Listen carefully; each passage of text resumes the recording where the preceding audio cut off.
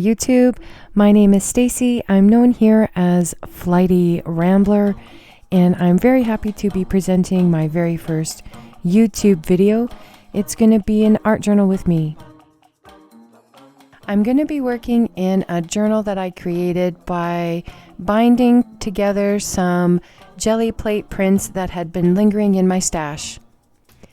I'm going to flip through till I find a page that kind of speaks to me, and it's going to be this orange one. I have been picking up some orange products in my travels recently. A really pretty folk art neon paint, a napkin, and there's going to be a set of mark making stamps.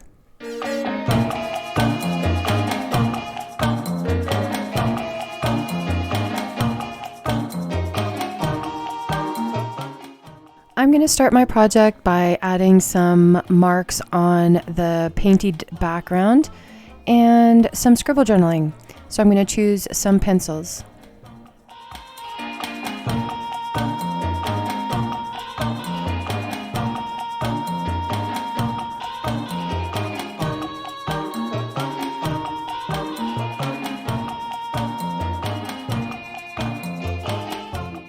And in retrospect, I wish I had kept the skinny 2HB typical pencil for the scribble journaling and used the red, the red one's called a Barrel Alphabet number 1. It's a fat leaded pencil and it's great for mark making, but I feel it left too much black for the scribble journaling I used it for.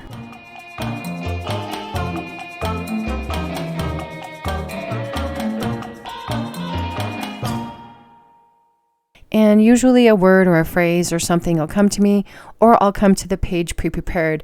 Today, I kind of just let my thoughts go, and there is a word that did pop out to me there, and it's called wish. It's the word wish. And so I'm letting that thought develop as I create this piece.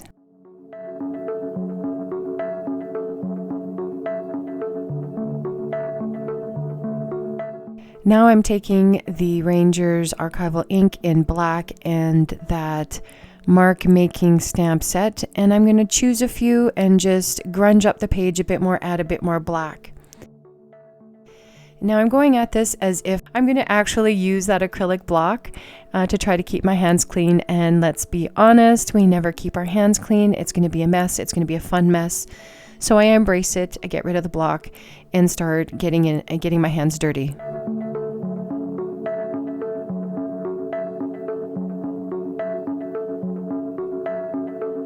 The first stamp I'm going to choose is the circle stamp, and it's obvious I really don't mind doing the first impression, second generation, third. I'll take the whole family tree, use all the ink, and then go back for more. I'm going to start with that circle, and then I'm going to switch out to the plus sign, and the last stamp I'll choose is the chevron, and I'll try to concentrate the chevron shapes along the edges.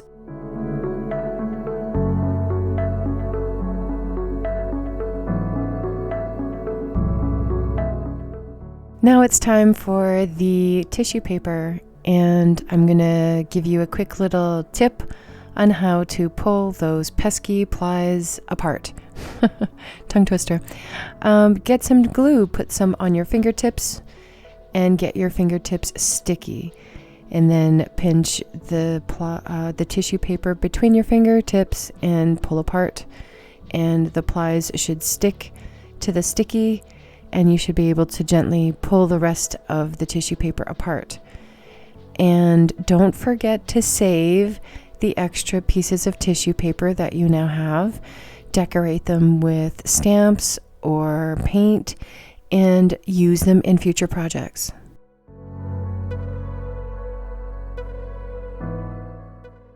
Look at the state of my brush. I'm embarrassed. I need to get that ungunked and unglued as soon as possible. So now it's time to glue down the tissue paper, and I'm going to use a mixture of matte Mod Podge and water as my collage glue.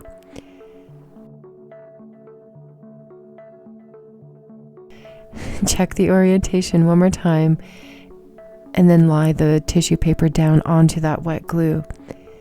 I don't mind bumps and lumps and that kind of texture. In fact, sometimes I deliberately crinkle the paper, so I'm just grateful to see fantastic texture showing up as I put the tissue down.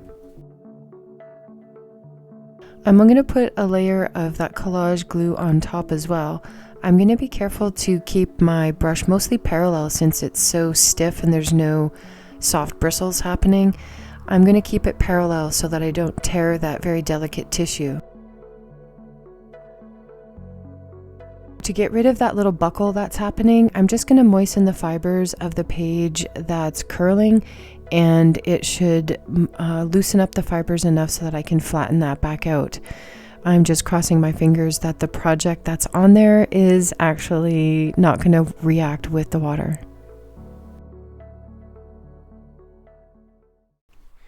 One eternity later, I have a feeling the SpongeBob fans are going to come for me. I'm sorry. So it's dry, and I want to get rid of the extra tissue paper that's lingering around the edges of my paper. Some people cut it, some people tear it. I'm going to take a water brush or a small brush, get it wet, and drag the water around where I want the tissue to tear. The water is going to loosen the fibers again. It's going to loosen the fibers and just make the tear easy. It's going to be a nice natural looking tear, but it's going to be directed where you want it to be. It's going to get rid of that complication of pulling off those small little pieces and potentially give yourself a nice piece to save in your stash to use in future projects.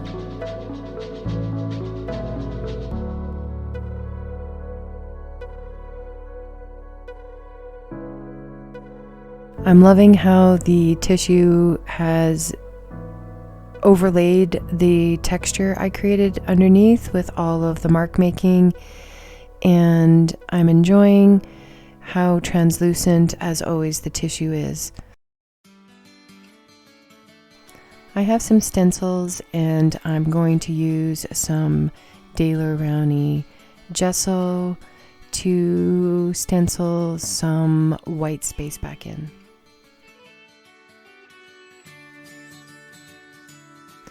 I'm going to use a cosmetic sponge and a binder clip, and I'm going to use it because it gives me a bit more of a grip to use and it doesn't make my hands get all crampy.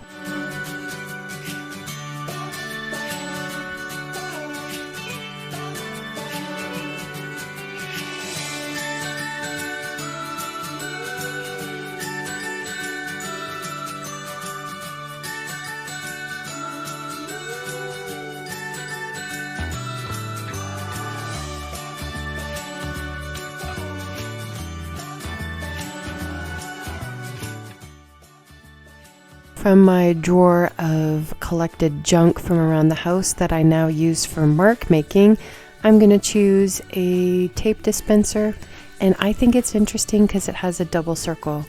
I'm going to get paint all up on it and then do some mark making.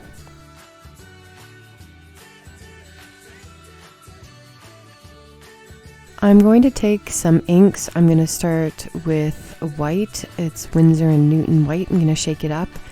And then I'm going to start adding some splats to the background. And for the splats, I'm going to use first a fan brush. And I'm not a fan, haha, of sticking the fan brush into the bottle. So pretty quick here, I'm going to switch out to that round brush.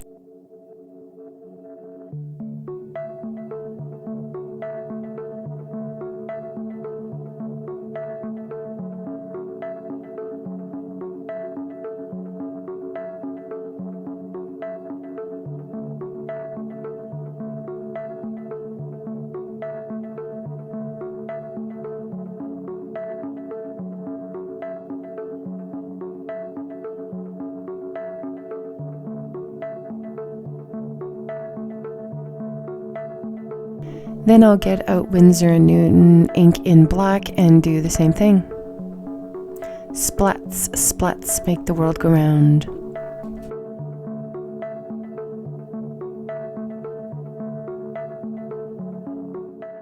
I'm going to begin working on the sentiment, and I have the sentiment in mind. What does my heart wish for? It's the thought that's developed, and it's what's come out, and I'm going to use my ruler to sketch out some lines so I can get an idea of the scale of the hand lettering I'll be using. It's a little empowering to see my own hand lettering on a project that I'm going to be putting out in the public.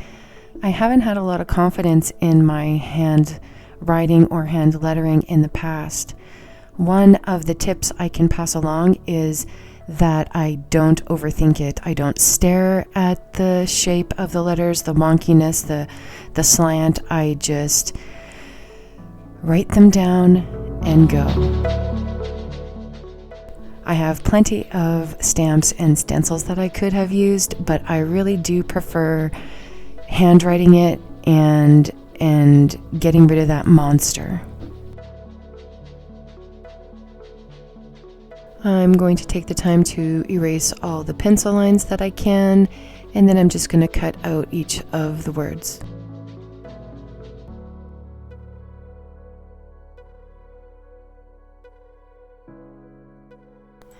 Now I've poured out some of that gorgeous neon paint, and I'm just going to start building up layers, bringing those flowers back to life. It's a translucent paint, so I'm going to have to build up layers to get any depth to this orange after all the busyness of the background.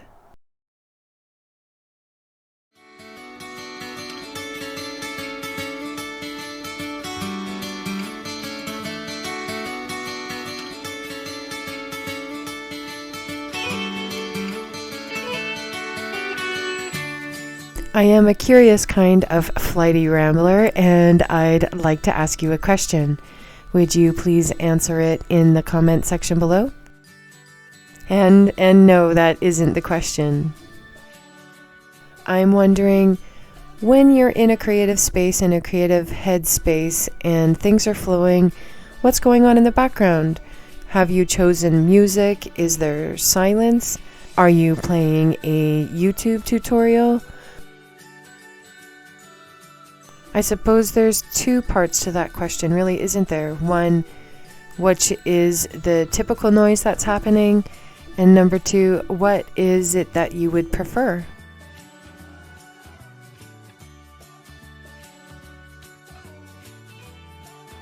Because I know myself to be easily distracted and I can be influenced, during this particular project I wanted to be alone with my thoughts. So while I was working, I chose to listen to music that didn't have any lyrics.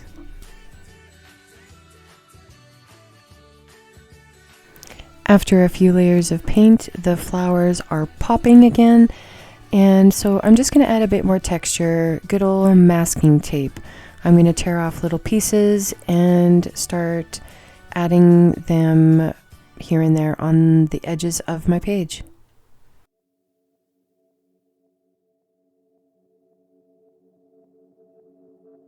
Masking tape is notoriously not sticky and not durable, especially in an art journal page, so I'm just going to put a layer of my collage glue down over top to make sure nothing comes up.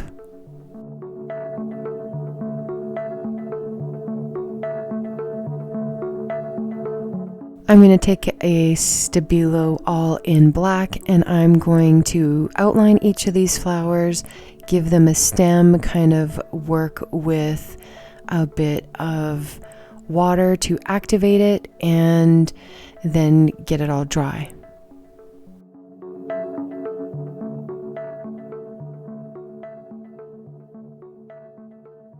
Rambling about my curiosity of what is happening in the background when you have your creative mojo flowing. For myself, I'd have to say it is situational. For this project, I deliberately chose music that didn't have lyrics. However, there are times when lyrics are exactly what I need. Do you have a favorite playlist that you like to use when you're in that zone? If there is, please link it down below so I can have a listen.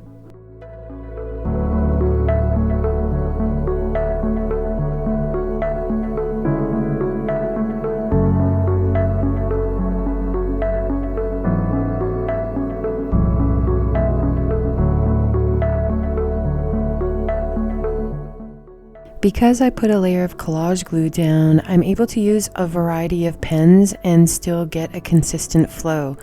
My goal is to add some scribble journaling down the stems. The first pen I chose had orange glitter and it wasn't showing up well enough, so I switched to a Sarasa felt tip and it was beautiful. It worked out great, even over the texture.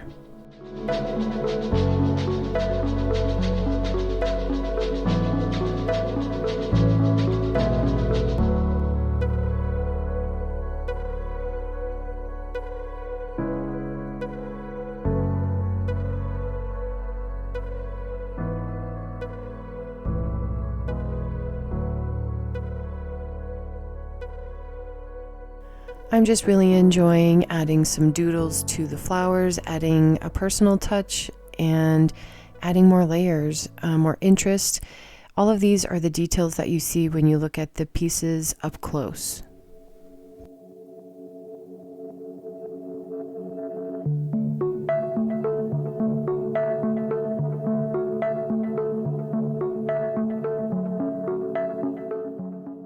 I noticed that the scale of the word wish isn't going to work in the space I have left on my page, so I'm going to rework the word and then I'll cut it out like the others.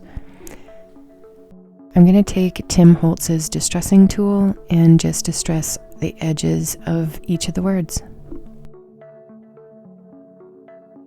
Oof, yeah, that motion can really trigger a problem in my hands with the cramps. I'm actually on a waiting list at a surgeon's office to have carpal tunnel release surgeries in both of my hands, and I guess in the meantime, stuff like this is gonna hurt. The things you do for the hobbies you enjoy.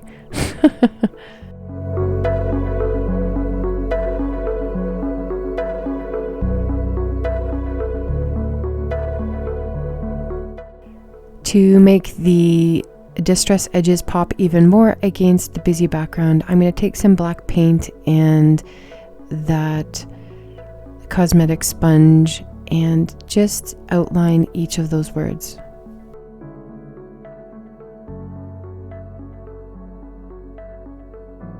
I'm going to use Eileen's tacky glue to get the backs of all the words nice and juicy wet so that I can adjust the leading, the spacing, the alignment, all that until my eye's content.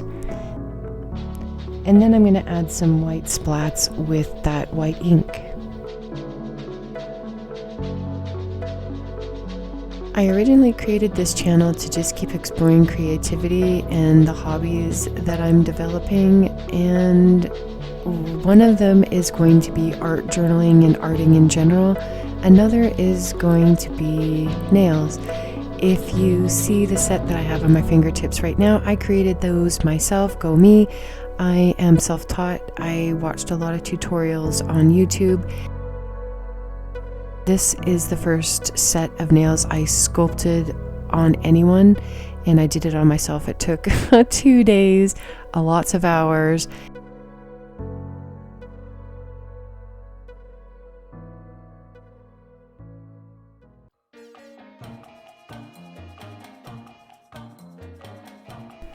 So there goes those fabulous white splats all over the page, and that's pretty much it for this project. It looks fantastic and I'm really pleased with how it turned out. And in my next upload, I plan on removing the stiletto nails and putting on something shorter. So please like this video, please subscribe to this channel, and if you wouldn't mind leaving a comment down below, it will help me start getting noticed by YouTube's algorithm. And until my next video, bye!